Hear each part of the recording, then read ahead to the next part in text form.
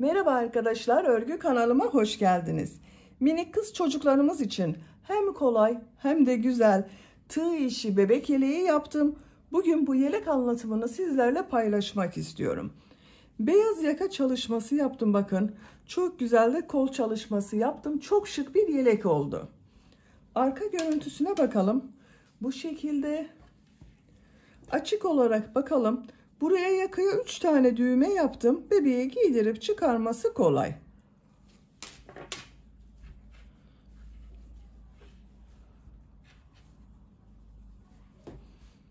Yelek örgüsüne yakadan zincir yaparak başlıyoruz. Ben bugün bu yeleğin anlatımını 6-12 ay arası bebek ölçüsüne göre yapıyorum. Ama siz bu yeleği yeni doğan bebek için yapabilirsiniz. 1, 2, 3, 5 her yaş çocuklarınız için yapabilirsiniz. Yetişkinler için de uygun bir model arkadaşlar. 0-1 yaş arası çocuk için benimle aynı sayıda başlayabilirsiniz. Bu yaka arttırma sırasını benim yaptığımdan bir sıra önce bitirirseniz 3 aylık bebek için olur. Bu yaka arttırma sırasını benim yaptığımdan bir sıra fazla yaparsanız 1-2 yaş arası çocuklarınız için olur. Daha büyük çocuklar için yapmak istiyorsanız da bu yakadan başlama zincirini 8, 10, 12 zincir fazla yaparak daha büyük çocuklar için yapabilirsiniz. Düğmeleri söyledim. Bakın 3 tane düğme yaptım. Siz isterseniz tamamını düğmeli yapabilirsiniz. Yaka örgüsü de çok güzel arkadaşlar. Beyaz renkli yaptım. Siz tercihinize göre bunu kendi rengiyle devam edebilirsiniz. Bu yelek örgüsünde iplik olarak pembe renk iplik kullandım. 100 gram iplik üzerinde 330 metre var. Ben bugün bu renk ipliği kullandım. Siz bu yeleğin örgüsünde istediğiniz marka iplik ve renkleri kullanarak yapabilirsiniz. Çok az da beyaz renk iplik kullandım. Tığ olarak 5 numara 3 milimetre tığ kullandım. Elimin sıklığına göre bu tığı kullandım. Yumuşak bir örgü elde ettim arkadaşlar. Sizin eliniz sıkıysa yaptığınız tığ işi örgü hem sert olur hem de yaptığınız örgü benim yaptığım örgüden daha küçük ölçüde olur. Eliniz sıkıysa 3,5-4 milimetre tığları kullanırsanız daha güzel olur. Yeleğin ölçülerini videonun sonunda ölçerek gösteriyorum. Tekrar ölçerek vakit geçirmek istemiyorum. İpliği tığı hazırlayalım. Hep birlikte bu kolay ve güzel yelek örgüsüne başlayalım. Örgü kanalıma abone değilseniz abone olmayı unutmayın lütfen. Örgü kanalıma abone olmak ücretsiz. Örgü kanalıma ücretsiz abone olup orada bulunan zil şeklini dokunarak açık yaparsanız kanalıma video yüklediğim zaman ilk önce size bildirim gelir. Örgülerimden herkesten önce sizin haberiniz olur. İzlediğiniz videolarıma beğeni ve yorumlarınızı yaparsanız çok sevinirim arkadaşlar. Beğeni ve yorumlarıyla destek olan bütün arkadaşlara ayrıca teşekkür ederim. Hepinize kolay gelsin. İyi çalışmalar. Örgüye yakadan zincir yaparak başlıyoruz. İlk ilmeği ben bu şekilde yapıyorum. Size nasıl kolay geliyorsa o şekilde yapabilirsiniz. Zincirleri yapmaya başlıyorum. Çok sıkı zincirler yapmıyorum. 66 zincir yapalım. 66 zincir yaptım. Çok sıkı zincirler yapmadım arkadaşlar bakın. Bu 66 zincirin kaç santimetre olduğunu ölçüyorum.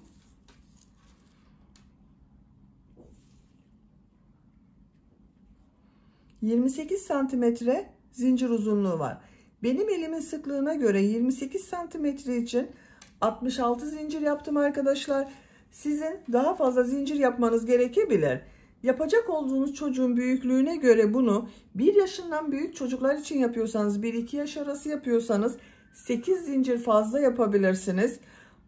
74 zincir iyi gelecektir.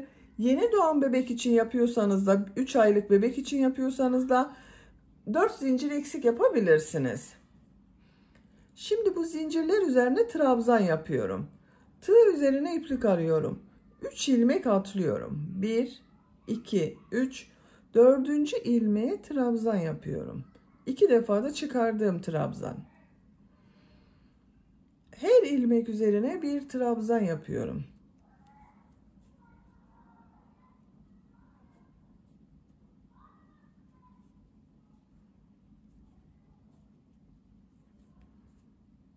Sıra sonuna kadar devam edelim. Zincirler üzerine trabzan yaparak sıra sonuna kadar tamamladım. Bir sıra trabzan sırası elde ettim arkadaşlar. Bu sıra başında 3 ilmek atlayarak yaptığım trabzan ile birlikte 63 trabzan var bir sıra üzerinde. İkinci sıradayım. Bir zincir yapıyorum, örgüyü çeviriyorum. Bu sırada 3 tek bir çift, 3 tek bir çift trabzan yaparak arttırma yapıyorum. İlk ilmek üzerine trabzan yapıyorum. 2 ilmeğe daha trabzan yapıyorum.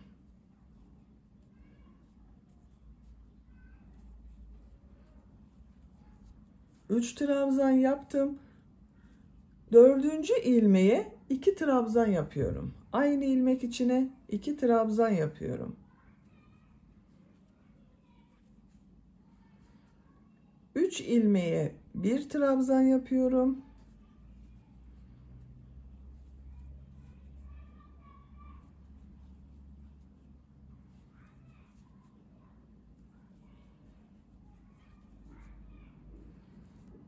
Dördüncü ilmeğe 2 trabzan yapıyorum.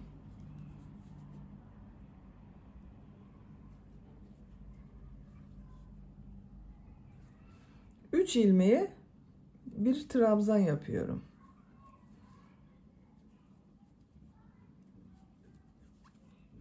Bakın bu şekilde. 3 tek bir çift, 3 tek bir çift trabzan yapıyoruz. Sıra sonuna kadar devam edelim. Sıra sonuna kadar tamamladım. Bu sırada 3 tek bir çift trabzanlar yaptım. Sıra sonunda yine bakın arttırmadan sonra 3 trabzan yaptım. Kaç arttırma yaptığımı sayıyorum. 1, 2, 3, 4, 5, 6, 7, 8, 9, 10, 11, 12, 13, 14, 15 arttırma yaptım. Bu bir sıra üzerinde 78 trabzan var arkadaşlar. Şimdi model sırasını yapıyorum. Bir zincir yapıyorum. Örgüyü çeviriyorum. Üçüncü sıradayım. Bu üçüncü sırada arttırma yapmıyorum. Sadece modelleri yapıyoruz. 2 ilmeğe trabzan yapıyorum. Model çok kolay. Bakın tığ üzerine iplik alıyorum. Bir ilmek atlıyorum. İkinci ilmeğe trabzan yapıyorum. Tekrar tığ üzerine iplik alıyorum. Atlama yaptığım bu ilmeğe dönerek trabzan yapıyorum. Bir ilmek atlıyorum. Trabzan yapıyorum. Atlama yaptığım ilmeğe dönerek trabzan yapıyorum.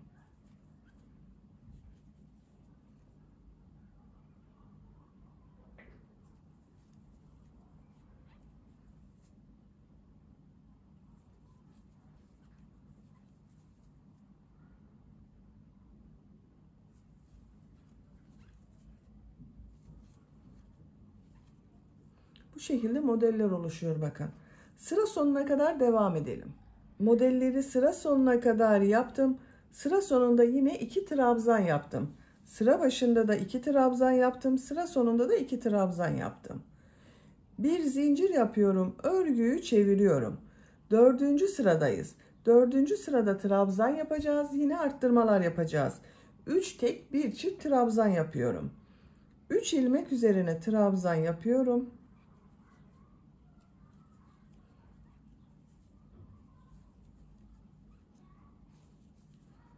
Dördüncü ilmeğe 2 trabzan yapıyorum. 3 ilmeğe 1 trabzan yapıyorum. 3 trabzan yapıyorum arkadaşlar.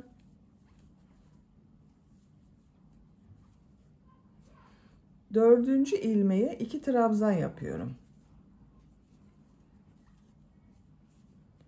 3 tek bir çift trabzan yaparak sıra sonuna kadar devam edelim. Sıra sonuna kadar 3 tek bir çift trabzan yaptım. Çift yaptığım trabzandan sonra bakın 2 ilmeğe birer trabzan yaptım arkadaşlar. Burada 3 trabzan denk gelmedi. 2 trabzan yaptım. Dördüncü sırada 19 arttırma yaptım. 19 ilmek üzerine çift trabzanlar yaptım. Bu bir sıra üzerinde 97 trabzan var. 5. sıradayım. Bir zincir yapıyorum, örgüyü çeviriyorum. Model sırası yapıyoruz. 2 ilmek üzerine trabzan yapıyorum. Bir ilmek atlıyorum, trabzan yapıyorum. Atlama yaptığım ilmeğe dönerek trabzan yapıyorum.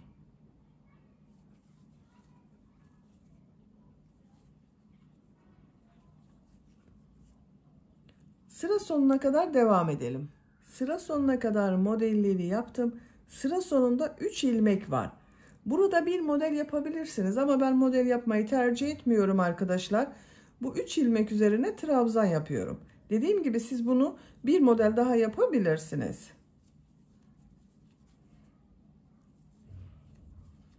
Bakın 3 trabzan yaptım. Bu sırada modelleri yaptık. Hiç arttırma yapmadım. 6. sıradayım. Bir zincir yapıyorum. Örgüyü çeviriyorum. 3 ilmek üzerine trabzan yapıyorum. Arttırma sırasındayız arkadaşlar.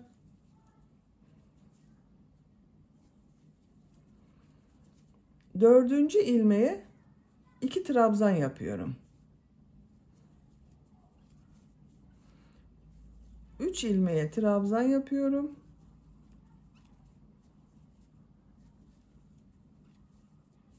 Dördüncü ilmeğe 2 trabzan yapıyorum. Aynı şekilde yine 3 tek bir çift trabzan yapıyoruz. Sıra sonuna kadar devam edelim. Sıra sonuna kadar tamamladım. Sıra sonunda bakın bu arttırmadan sonra 1, 2, 3, 4, 5 trabzan yaptım. Burada arttırma yapmadım arkadaşlar, çok büyük olmasın diye. Bu 6. sırada toplam 23 arttırma yaptım. Bir sıra üzerinde 120 trabzan oldu. 7. sıradayım. Bir zincir yapıyorum, örgüyü çeviriyorum. İlk ilmek üzerine trabzan yapıyorum. Model sırasındayım. İkinci ilmeği de trabzan yapıyorum.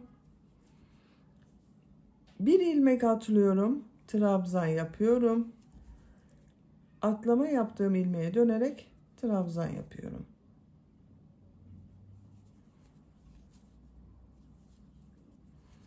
Bakın yine aynı şekilde model yapıyoruz. Sıra sonuna kadar devam edelim. Bir sonraki sırada yine burada yaptığımız gibi 3 trabzanı tek trabzan, 4. trabzanları çift trabzan yapalım. Arttırmalara devam edelim. Yakanın görüntüsü bakın bu şekilde arkadaşlar.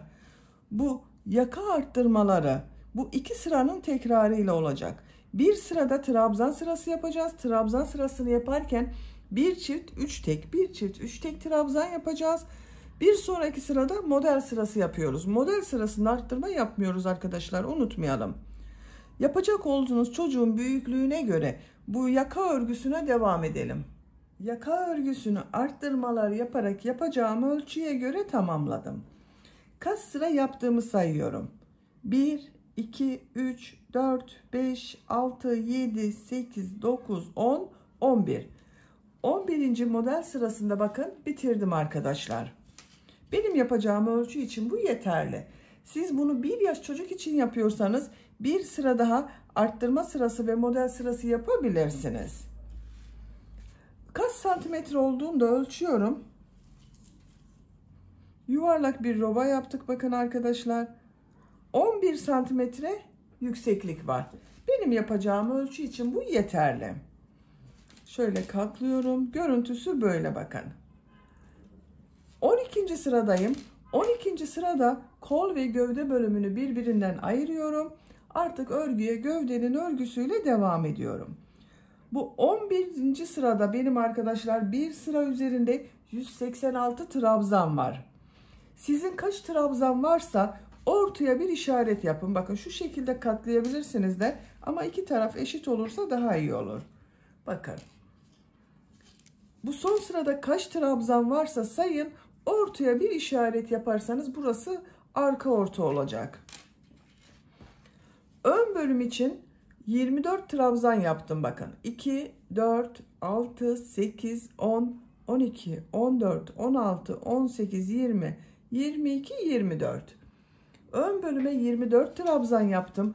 Arka bölüme de 24 trabzan yapacağız arkadaşlar.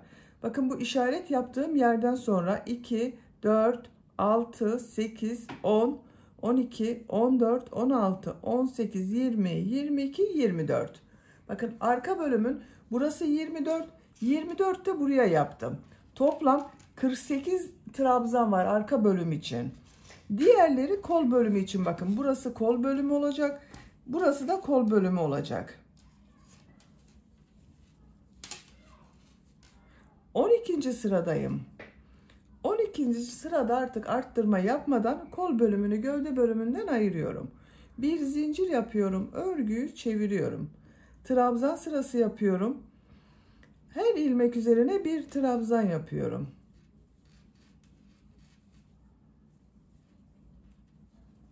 ...24 ilmek ayırdım bakın buraya. Buraya kadar devam edelim. Ön bölüm için 24 trabzan yaptım. 2, 4, 6, 8, 10, 12, 14, 16, 18, 20, 22, 24. Tığ üzerine iplik alıyorum. Kol için ayırdığım bakın bütün ilmekleri atlıyorum. Bu işaret yaptığım ilmeğe trabzan yapıyorum.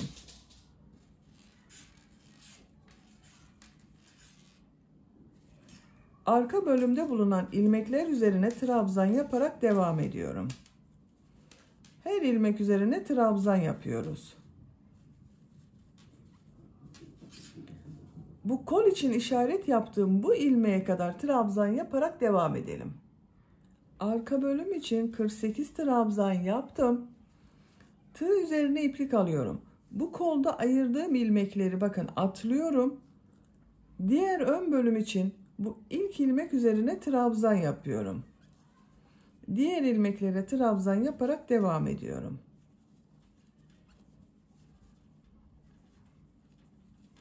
Sıra sonuna kadar devam edelim. Sıra sonuna kadar trabzanları yaptım arkadaşlar. Bu ön bölümde de 24 trabzan yaptım. Bakın bu sırada kol ve gövde bölümünü birbirinden ayırdık. Artık bakın bu şekilde kol bölümü ayrı.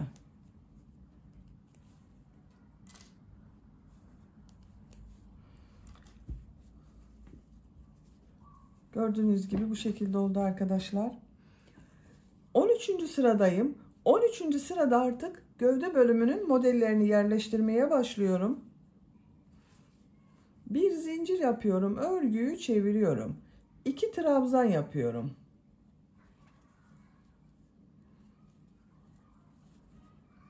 Tığ üzerine iplik alıyorum. Bir ilmek atlıyorum. İkinci ilmeğe bir trabzan, 2 zincir, bir trabzan yapıyorum.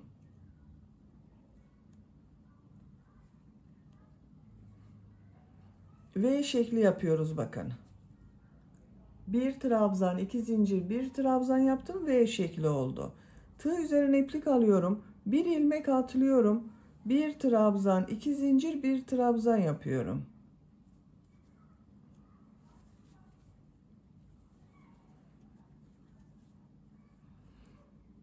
Bir ilmek atlıyorum. Bir trabzan, 2 zincir, bir trabzan yapıyorum.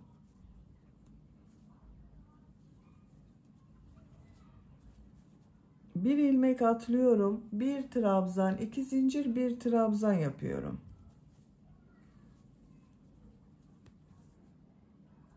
Bu şekilde V şekilleri yaparak sıra sonuna kadar devam edelim. Sıra sonuna kadar V şekilleri yaptım. Sıra sonunda 2 ilmek var. Tığ üzerine iplik alıyorum. 2 ilmeğe trabzan yapıyorum. Bakın bu şekilde oldu arkadaşlar. V şekilleri yaptık. Bir zincir yapıyorum. Örgüyü çeviriyorum. 2 ilmek üzerine trabzan yapıyorum. Tığ üzerine iplik alıyorum. V şekli içine 3 trabzan yapıyorum. 1 2 3. Tığ üzerine iplik alıyorum. Diğer V şekli içine de 3 trabzan yapıyorum. 1 2 3. 3 trabzan yapıyorum. 1 2 3. Bakın, her V şekli içine 3 trabzan yaparak sıra sonuna kadar devam edelim. Sıra sonuna kadar tamamladım. Bu sırada V şekilleri içine 3'er trabzan yaptım. Sıra sonunda 2 ilmeğe de 2 trabzan yapıyorum. Bakın, birer defa trabzan yapıyorum. Bu 2 trabzan örgü bitesiye kadar devam edecek arkadaşlar. Şimdi tekrar V şekli yaptığımız sıradayım. Bir zincir yapıyorum, örgüyü çeviriyorum. 2 trabzan yapıyorum. Tığ üzerine iplik alıyorum. Bir ilmek atlıyorum. İkinci ilmeğe, bakın burada 3 trabzan yaptım. Ortada bulunan ilmek üzerine yapıyoruz. Bir trabzan, 2 zincir, bir trabzan yapıyorum. Tığ üzerine iplik alıyorum.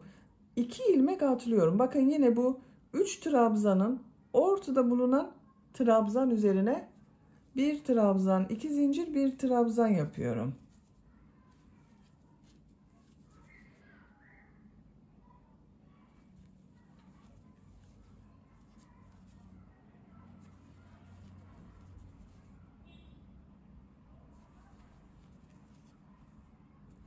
Sıra sonuna kadar devam edelim. V şekilleri yaparak sıra sonuna kadar tamamladım. Sıra sonunda 2 ilmeğe yine trabzan yaptım. Bir zincir yapıyorum, örgüyü çeviriyorum. 2 ilmek üzerine trabzan yapıyorum. V şekli içine 3 trabzan yapıyorum.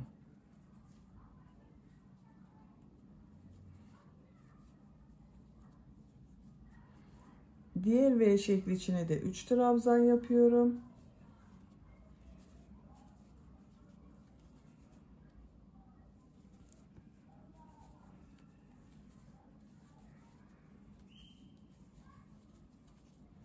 Bakın bu şekilde arkadaşlar. Bir sonraki sırada yine V şekli yapacağız. Gövde bölümünün örgüsü bu şekilde devam edecek.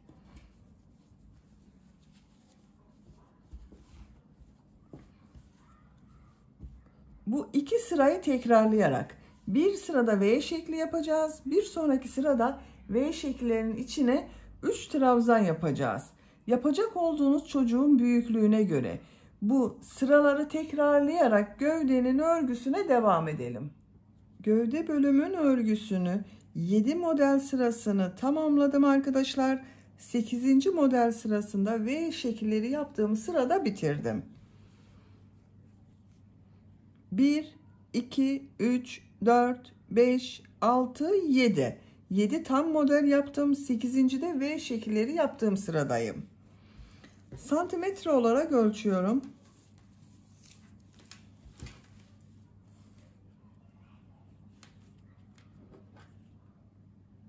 17 santimetre yükseklik var. Benim yapacağım ölçü için bu yeterli. Siz biraz uzun olsun istiyorsanız bir model sırası daha devam edebilirsiniz. 8 modeli tamamlayıp 9. sırada bu V şekillerinde bitirebilirsiniz. Son sırayı yapıyorum. Bir zincir yapıyorum. Örgüyü çeviriyorum. İlk ilmek üzerine sık iğne yapıyorum. Tığ üzerine iplik alıyorum. Bu ilk V şekli içine 6 trabzan yapıyorum.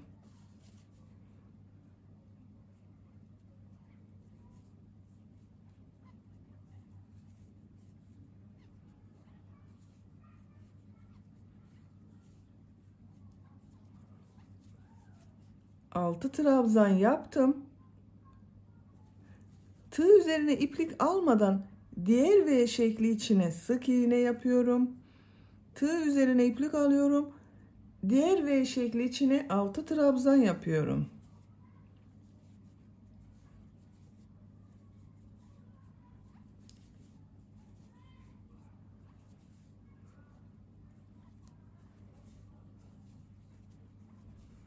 Altı trabzan yaptım. V şekli içine sık iğne yapıyorum. Tığ üzerine iplik alıyorum. 6 trabzan yapıyorum. Bakın bu şekilde modeller elde ediyoruz arkadaşlar. Sıra sonuna kadar devam edelim. Modelleri sıra sonuna kadar yaptım. Son ilmeğe sık iğne yapıyorum. Görüntü böyle oldu bakın arkadaşlar. Çok güzel oldu. Şimdi ön patlarda da pıtırcık modelleri yapıyorum. Minik pıtırcıklar yapacağız. Bir sık iğne, 2 zincir, bir sık iğne yapıyorum. Bir ilmek atlıyorum. Bu ilmeğe bir sık iğne, 2 zincir, bir sık iğne yapıyorum. Bakın bu trabzan boşluğunu atlıyorum. Bir sık iğne, 2 zincir, bir sık iğne yapıyorum. Aynı ilmeğe yapıyorum arkadaşlar. Bir ilmek atlıyorum. Bir sık iğne, 2 zincir, bir sık iğne yapıyorum.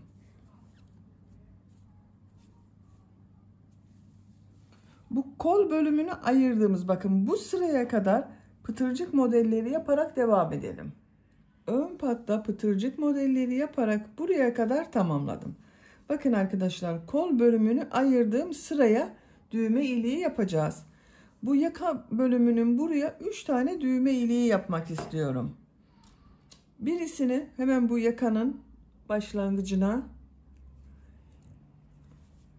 ikincisini buraya bakın arkadaşlar.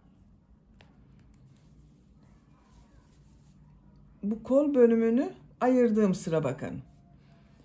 Üçüncüsünde ikisinin ortasına. Bakın buraya.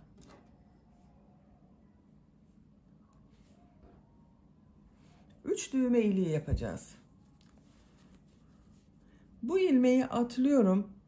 İşaret yaptığım bu ilmeğe bir sık iğne yapıyorum. Düğme iliği için 7 zincir yapıyorum. Aynı ilmeğe sık iğne yapıyorum. Bakın ilk düğme iliğini yaptım. Bir ilmek atlıyorum. İkinci ilmeğe bir sık iğne, 2 zincir, bir sık iğne yapıyorum. Bu trabzan sırasını atlıyorum. Bir sık iğne, 2 zincir, bir sık iğne yapıyorum.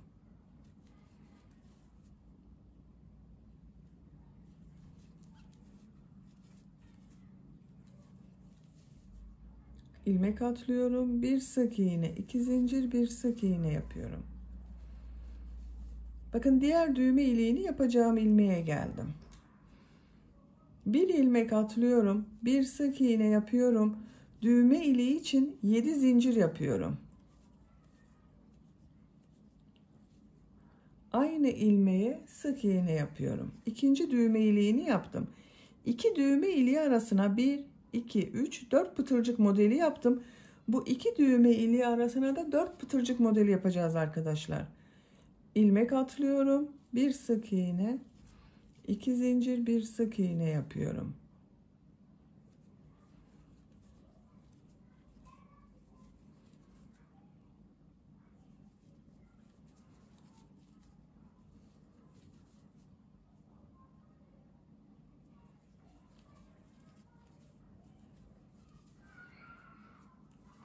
Bir, iki, üç, 4 pıtırcık modeli yaptım. Bir ilmek atlıyorum. Bir sık iğne yapıyorum. Düğme iliği için 7 zincir yapıyorum.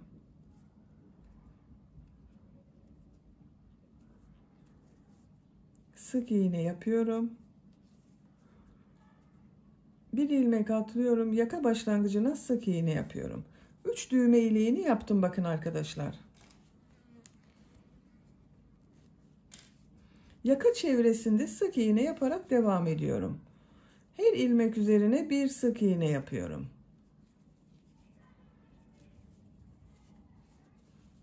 Diğer ön pata da pıtırcık modelleri yapacağız. Buraya kadar devam edelim. Yaka çevresinde sık iğne yaparak diğer uç noktaya kadar tamamladım. Bakın görüntü olarak böyle oldu. Burada da pıtırcık modelleri yapmaya devam ediyorum. Burada yaptığım gibi pıtırcık modelleri yapıyorum. Bir sık iğne, 2 zincir, bir sık iğne yapıyorum. Bir ilmek atlıyorum. İkinci ilmeğe bir sık iğne, 2 zincir, bir sık iğne yapıyorum.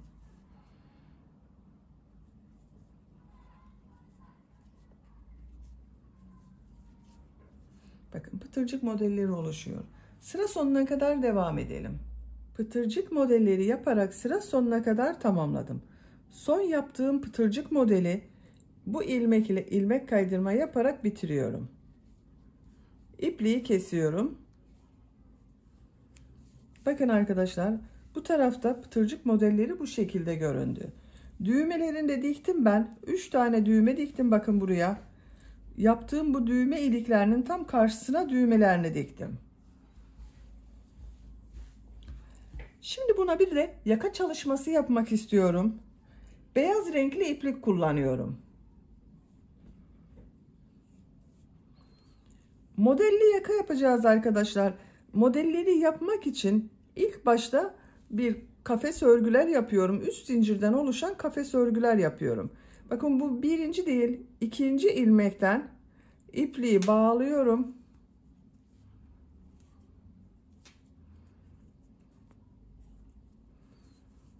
Buradan ilmek yapıyorum.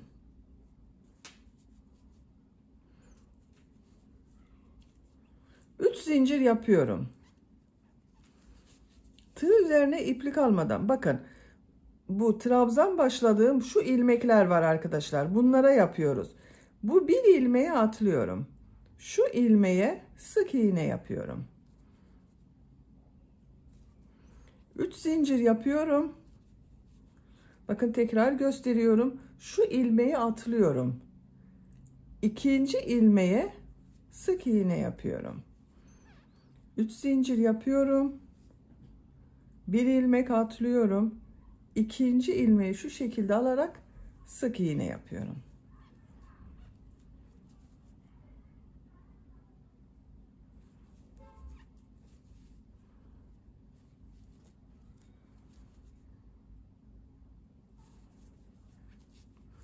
Bakın bu şekilde oluyor. Sıra sonuna kadar devam edelim. Sıra sonuna kadar tamamladım. Bakın bu şekilde kafes modelleri yaptım arkadaşlar. Kaç model yeri yaptığımı sayıyorum. 2, 4, 6, 8, 10, 12, 14, 16, 18, 20, 22, 24, 26, 28, 29 kafes oluştu bakın. Bu sayının tek sayı olması gerekiyor arkadaşlar. Sizin 27 olabilir, 31 olabilir, 33 olabilir. Benim 29 oldu. 29 olması için bakın burada 2 ilmek atladım. Denk gelmesi için arka bölümün ortasında 2 ilmek atladım. Bir kafes yaptım. Sıra sonunda yine burada bir ilmek boş kaldı bakın. 4 zincir yapıyorum. Örgüyü çeviriyorum. Bu sırada bu 3 zincirler üzerine V şekilleri yapacağız. Tığ üzerine iplik alıyorum. Bu 3 zincir üzerine bir trabzan yapıyorum. İlk V şeklini bu şekilde oluşturuyorum. Tığ üzerine iplik alıyorum. İkinci V şekli içine bir trabzan, 2 zincir, bir trabzan yapıyorum.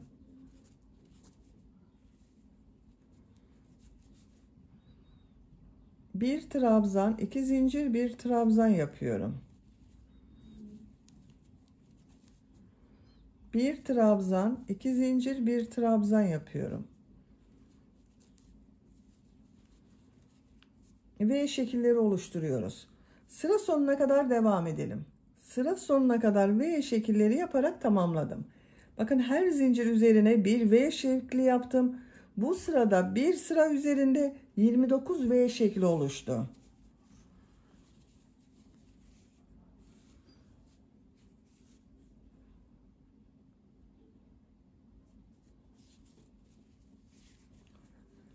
İki zincir yapıyorum. Bu sırada bu V şekillerinin içine 2 trabzan, 2 zincir, 2 trabzan yapıyorum. Bu 2 zincirde bir trabzan oluyor. Bir trabzan yapıyorum. 2 zincir yapıyorum. 2 trabzan yapıyorum.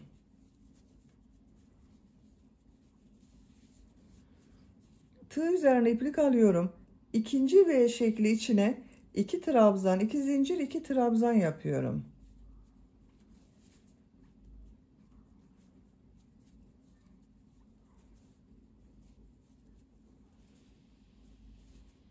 Diğer V şekli içine de 2 trabzan, 2 zincir, 2 trabzan yapıyorum.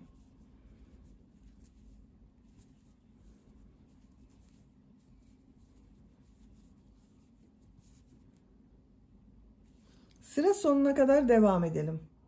Sıra sonuna kadar modelleri yaptım. Son V şekli içine de 2 trabzan, 2 zincir, 2 trabzan yaptım. 3 sırayı bitirdik. Yakanın şeklini görelim.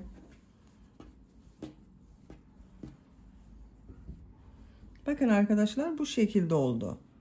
4. sıradayız. Son sıradayım.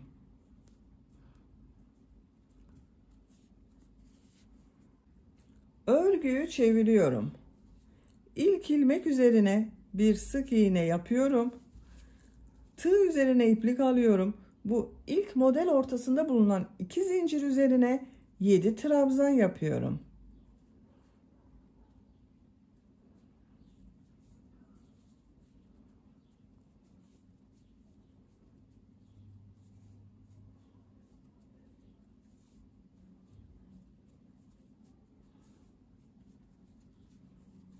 Yedi trabzan yaptım.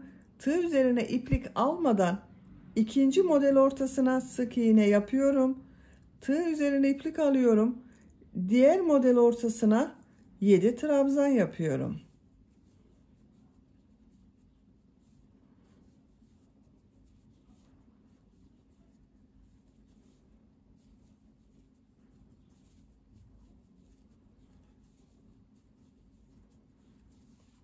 Yedi trabzan yaptım.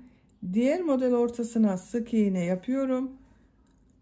7 trabzan yapıyorum. Bu şekilde modeller yapıyoruz arkadaşlar. Sıra sonuna kadar devam edelim. Sıra sonuna kadar modelleri yaptım. Son model üzerine de 7 trabzan yaptım. Bu ilmeğe sık iğne yapıyorum. Yaka örgüsünü bitiriyorum. İpliği kesiyorum.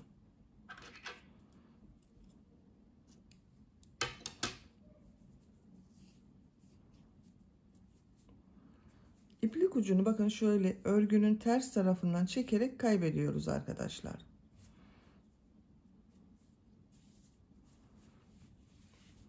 Yaka örgüsü bu şekilde oldu.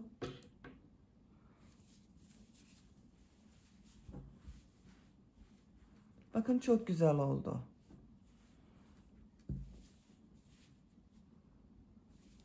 Şimdi kol örgülerini yapalım. Kol örgülerini pembe renk iplik ile yapıyorum.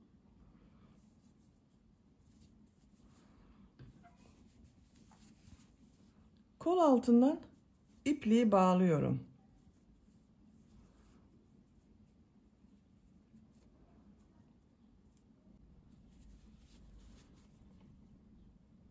Bir ilmek yapıyorum. Bu yaka örgüsünün burada yaptığım trabzan sırasını devam ediyorum bakın kol örgüsünde. İlk ilmek üzerine trabzan yapıyorum. Diğer ilmeklere trabzan yaparak devam ediyorum. Her ilmek üzerine bir trabzan yapıyorum. İplik ucunu içinde tutuyorum bakın. Sıra sonuna kadar devam edelim. Sıra sonuna kadar trabzanları yaptım. Kol altında bulunan ilmek ile ilmek kaydırma yaparak birleştiriyorum. Bakın bu trabzan sırası bu ön bölümde yaptığım trabzanların devamı oldu. Şimdi model yerleştirmeye başlıyorum. V şekilleri yapıyorum ilk önce arkadaşlar. İlk ilmeğe ilmek kaydırma yaparak geçiş yapıyorum. V şekli için 4 zincir yapıyorum. Aynı ilmek içine trabzan yapıyorum. Bir ilmek atlıyorum. Bir trabzan, 2 zincir, bir trabzan yapıyorum. Bir ilmek atlıyorum. Bir trabzan, 2 zincir, bir trabzan yapıyorum. Sıra sonuna kadar devam edelim. Sıra sonuna kadar tamamladım. Son yaptığım V şeklini ilk V şekli ile ilmek kaydırma yaparak birleştiriyorum. Bakın arkadaşlar, görüntüsü böyle. 3 zincir yapıyorum. Tığ üzerine iplik alıyorum. Bu ilk V şekli üzerine 2 trabzan yapıyorum. Bu yaptığım 3 zincirde bir trabzan, bununla birlikte 3 trabzan oldu. Bakın 1 2 3. Tığ üzerine iplik alıyorum. Diğer V şekli içine 3 trabzan yapıyorum. Her V şekli içine 3 trabzan yapıyorum. Burada yaptığımız modeli yapıyoruz.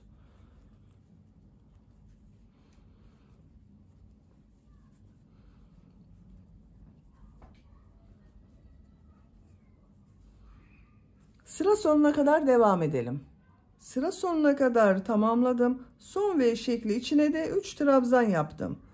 Sıra başında yaptığım üst zincir var. Bu 3.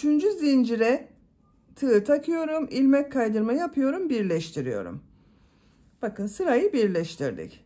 V şekli yaptığım sıradayım. İlmek kaydırma yaparak bu ortada bulunan ilmeğe geçiş yapıyorum. 4 zincir yapıyorum. Aynı ilmeğe trabzan yapıyorum. İlk V şeklini yaptım. 2 ilmek atlıyorum. Bu 3 trabzanın ortada bulunan ilmek üzerine bir trabzan, 2 zincir, bir trabzan yapıyorum. Bakın 2 ilmeği atlıyorum. Bu 3 trabzanın ortada bulunan ilmeğe bir trabzan, 2 zincir, bir trabzan yapıyorum. V şekilleri yapıyoruz. Sıra sonuna kadar devam edelim. Sıra sonuna kadar tamamladım. Son V şeklini ilk V şekli ile ilmek kaydırma yaparak birleştiriyorum. Bakın görüntüsü böyle oldu. Dalgalı bir kol elde ediyoruz arkadaşlar. Son sırayı yapıyorum. Tığ üzerine iplik alıyorum. Bu ilk V şekli içine 5 trabzan yapıyorum.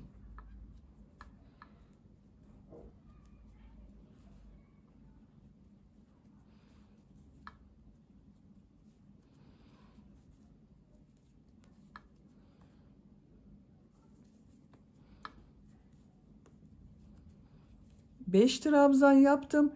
2 V şekli ortasında bulunan bu boşluğa sık iğne yapıyorum. Tığ üzerine iplik alıyorum. Diğer V şekli içine 5 trabzan yapıyorum.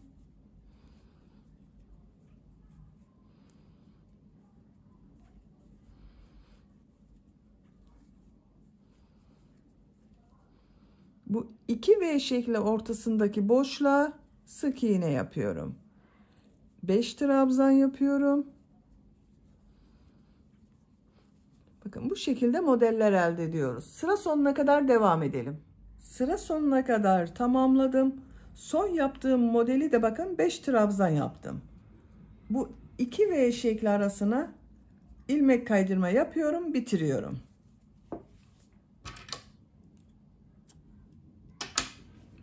İpliği kestim.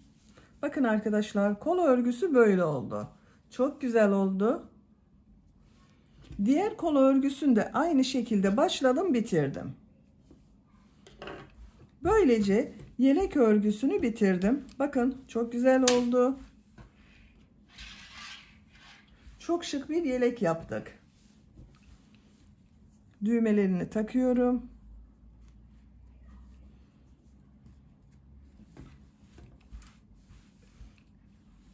Kolların örgüsü çok şirin oldu arkadaşlar. Bakın çok şık oldu. Bitmiş olarak size ölçülerini söylüyorum. Kol altının buradan gövde genişliğini ölçüyorum. 25 santimetre. Yüksekliğini ölçüyorum. Omuzdan tam yükseklik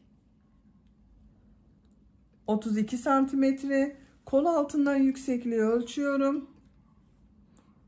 19 santimetre yükseklik var. 6 aylık bebek için güzel oldu. 6-12 aylık arası bebekler için yaptım arkadaşlar. Beni dinlediğiniz ve izlediğiniz için hepinize çok teşekkür ederim. Örgü kanalıma abone değilseniz abone olmayı unutmayın lütfen. Örgü kanalıma abone olmak ücretsiz.